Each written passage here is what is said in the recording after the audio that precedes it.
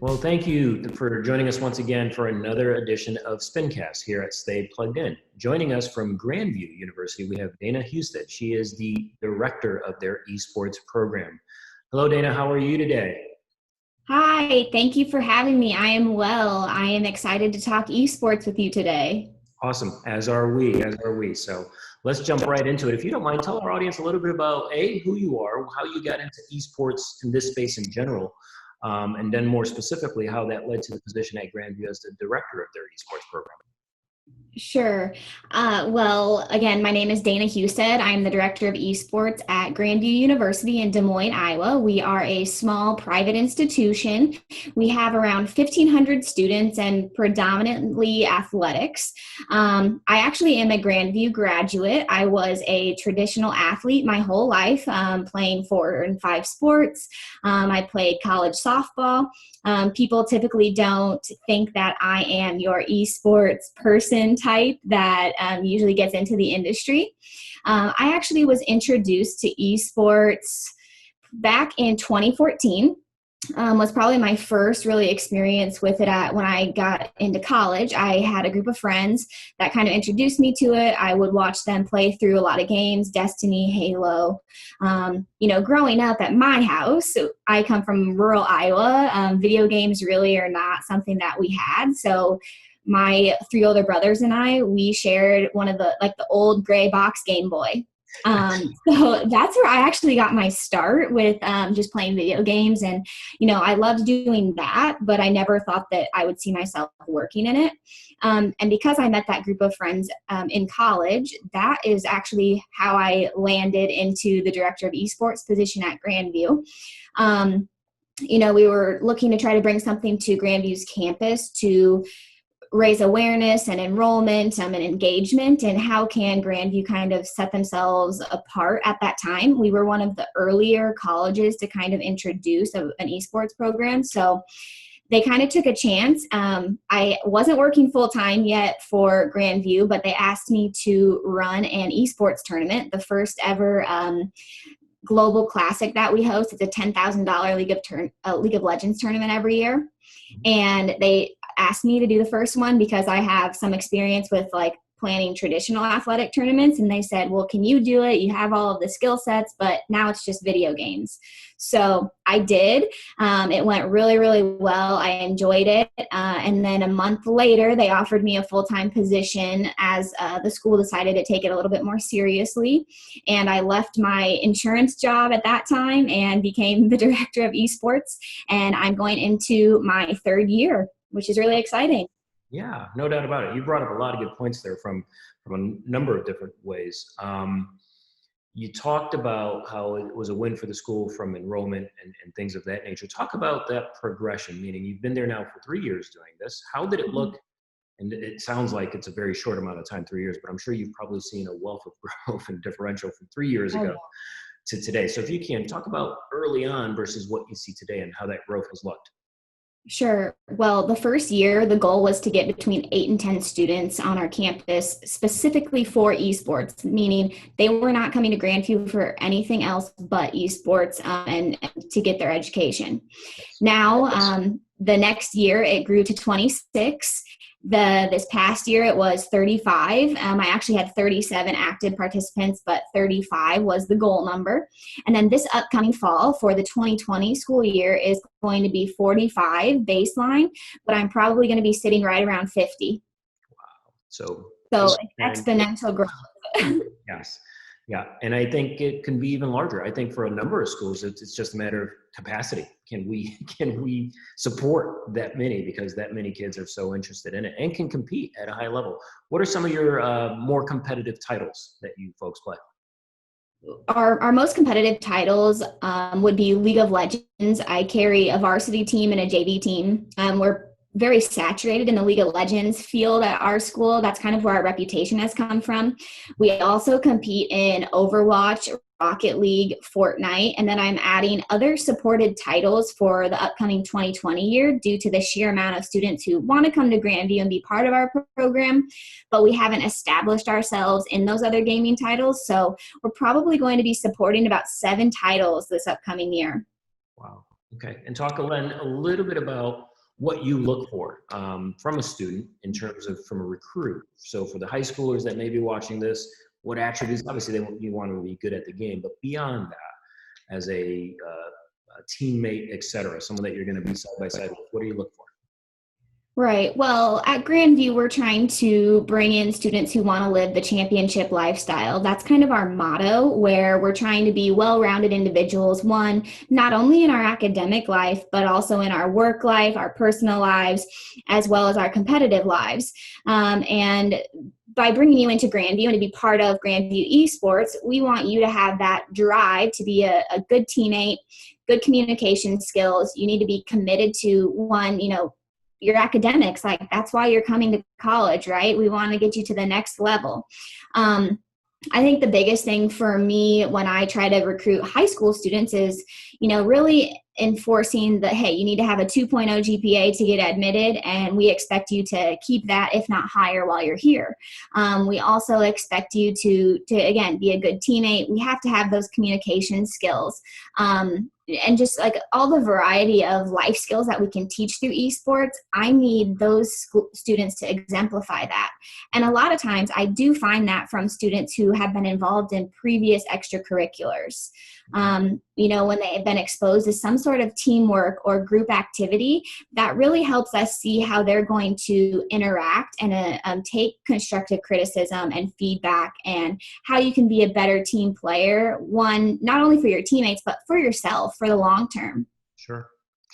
And to that point, esports can open up so many doors from a career perspective. You're a perfect example, actually. I mean, you were an event coordinator, it sounds like, to a degree with some other events. They asked you to do one for esports, and voila, here you are. And it can be the reverse, where you may have students that are helping you with social media, event coordination, broadcasting, et cetera. And that certainly plays in the esports world, but it also plays in a variety of other career paths as well. If you don't mind, talk a little bit about that. Some of the students that are coming in and some of the students you have, what are some of the career pathways that they can kind of look at thanks to esports? Right. We have a variety of academic majors who come in. So I don't want to have a high school student think that, they're coming in, if they want to be in esports, you have to choose a esports career path. Now, the options are there, right? So let's just cover what some of the majors that I do see. We have kids who are in game design, computer software. We have kids in accounting, teaching, fitness. We have biochem majors, all of these other fields, but they still have the underlying passion and common denominator of esports, right? And that's what's exciting. We want to be able to exemplify that and bring those skills out through those fields, even in esports. Now, in the career pathing, I think that's really exciting to share that with students who are interested in being a game design creator. Maybe they like software development. Do you want to be an accountant? You can actually go be an accountant for maybe a professional organization, right? All of these different things. You can be a fitness instructor in the esports world. Mental health, extremely important.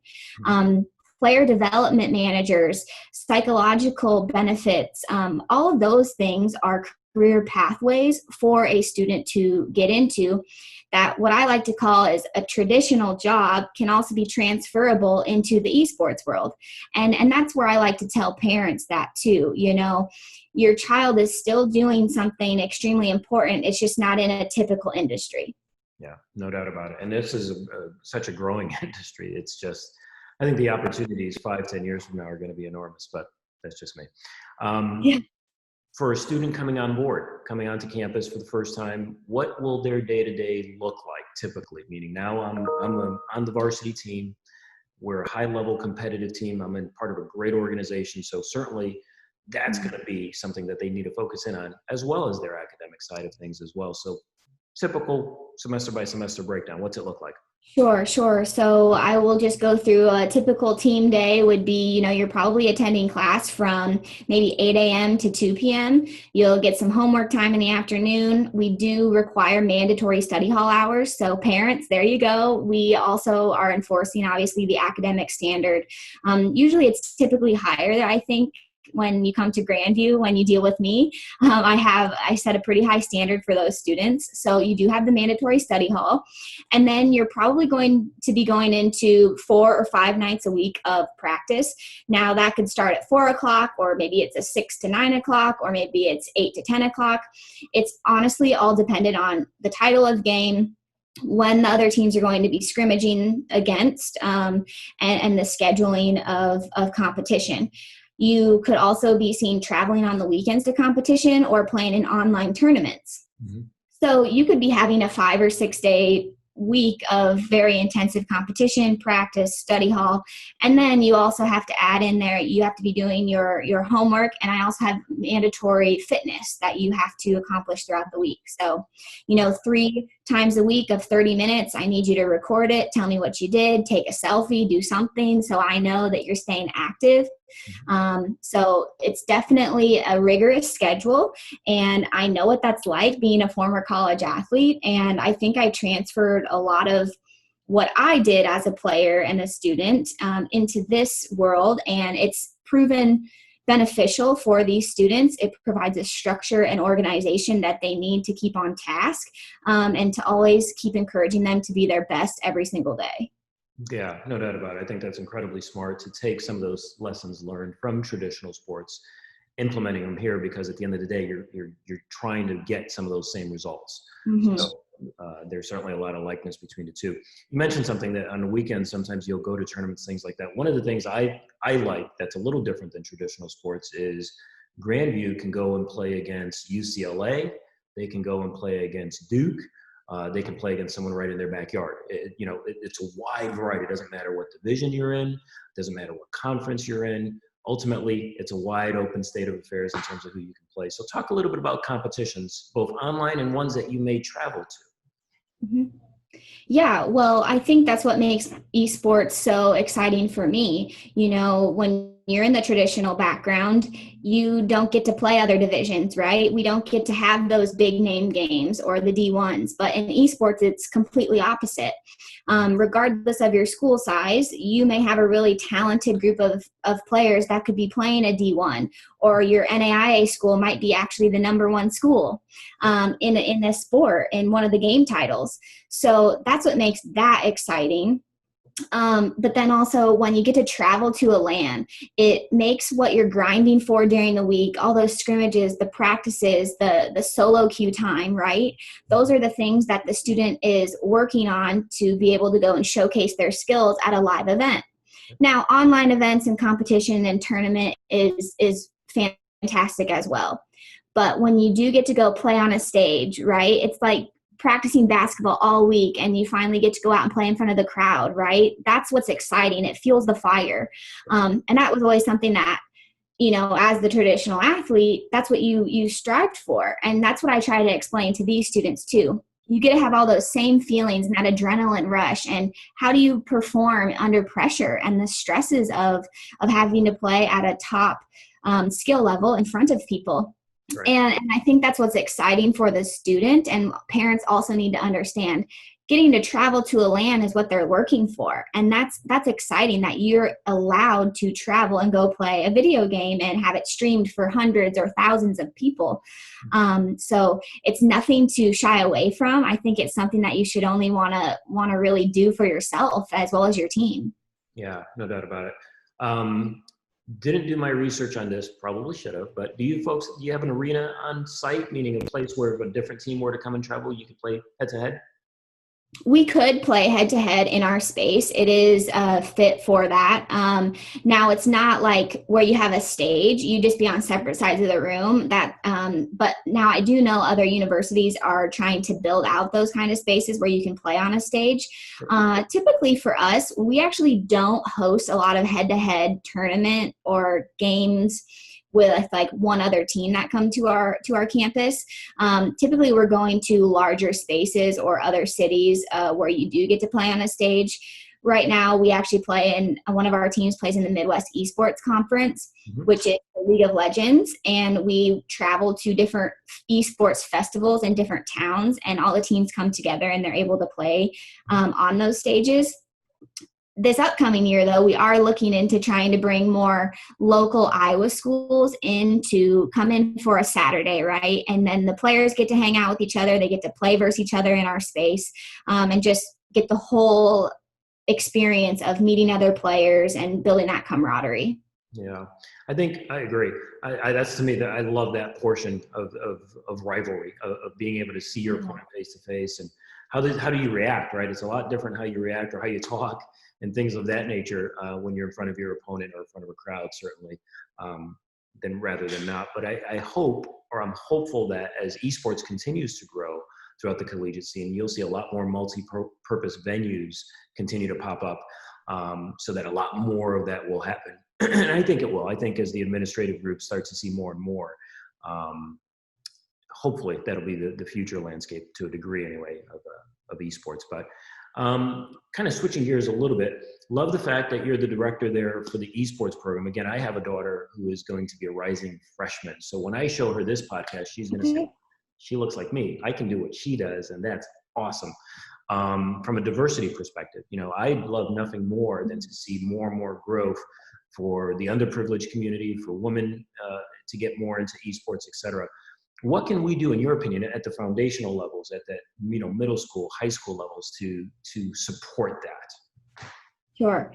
Well, girls can do it too. I have always been a believer in that. I grew up with 3 older brothers, and you can't really use the excuse that you're a girl. You are just as skilled, you are just as smart. And I think for parents and schools and the community, in order to tell a child, like, you can also be part of gaming, even though you're a girl. I know a lot of girls that enjoy playing Minecraft, or they like actually playing FPS games, just literally anything. Girls absolutely can do it too. And I think it all starts with the mindset that you're trying to portray onto the little girls in the school systems as well as in your own home. It comes from who they're around and surrounded by, and showing them role models in this industry if this is something that they want to do. There's very powerful CEO women in the gaming industry. You also have people who are really great women who are creating the games that they're playing. And that's something that's really cool and not to shy away from. So 100% own who you are and be proud of everything that you're capable of doing. Yeah, my daughter's going to constantly get on me because I always bring that up. Not always, but I bring it up on occasion on these podcasts. And she kicks butt, and her game of choice is Apex. So perfect. Her buddies are always calling her, male or female, hey, can you get on? Because she's really, really good at it. She's a soccer player, but again, socially, she loves to play, and she's really good at it. So love to see that. Moving forward, how do you see Grandview, or how would you like to see Grandview in terms of its esports landscape, say 5 years from now? What would you like to see if you could flash forward 5 years from today? Sure. Yeah, well, I definitely would like to have a standalone building dedicated to esports where we can have a varsity space as well as JV as well as club level. With the amount of students the exponential growth that we're having, we need to have that dedicated space. We need to be able to showcase our talents and our brand and our competitive skills. I definitely foresee us trying to be, still in that top 10. I would love to be able to go win a championship in 1 title or 2 titles or whatever it can be. But also just being a place that students know is exclusively theirs. Right now, our esports space is exclusively esports, and the rest of our campus doesn't really always get to see our space. I want it to be visible to everyone else. I want them to be able to walk by and see all of our students playing and practicing and grinding it out. I definitely foresee us having a full fleshed out full-time staff. I think it's extremely important to be able to provide the best coaching, player development, management, broadcasting, social media content. And in my perfect world, that's probably 5 to 10 full-time people, but that's kind of hard at this point being a smaller school, but we're on our way. We're getting there. We're going to be able to provide phenomenal opportunities for students in addition to what we're already creating for them. And I think that many of my students are proud to be part of Grandview Esports, and it's only going to get better. Yeah, No doubt about it. I think you are the right person in charge with what you've done to this point and your vision. It's fantastic. Um, Last quick question, and we're going to run up on time, but talk to the students a little bit about scholarship opportunities, what those look like. Yeah. So with you mentioned scholarship opportunities, correct? Yeah, sorry, I think the internet broke up a little bit there. Yeah, Yeah, just in terms of what Grandview does for popped scholarships. out. Yeah, so scholarship opportunities, one I will talk about at Grandview and then also across other collegiate space. So with us, I am typically recruiting the higher tier level varsity players who receive the larger scholarships, right? So I'm trying to build really competitive teams. I want you to be at the highest possible rank to field some of those varsity teams for us. Now, scholarships can also be given to students who want to be social media, broadcasting, graphic design, anything in those sort, player management, maybe player coaches even streamers. I've offered scholarships to all of those types of students. And so for us, it's really about, one, if you're trying to be on the competitive front, we go through a tryout phase, online, then in person, and then we try to do, sit down interviews with you. And then we award based on like what your ranking is probably going and your competitiveness is going to be equivalent to, but then also like the long-term asset that you are to our campus. If you're just a really great student but maybe you're not the top tier competitive player, but you're willing to give everything you have every single day on a JV team, I'm 100% still going to give you some sort of scholarship dollars.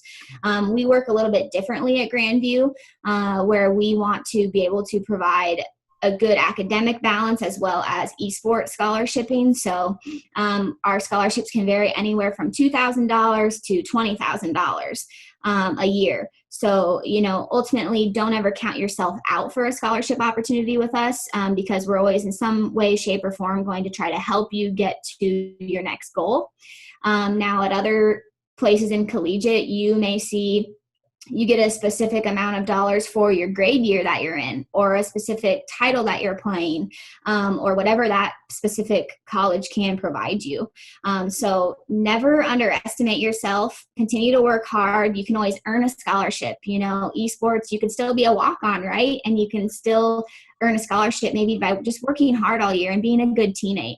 And I think that's really extremely important for students to understand, just being a good teammate and being involved in your program, and being a role player. You may not be the varsity starter, but every single role in your program is vital to the growth and progression.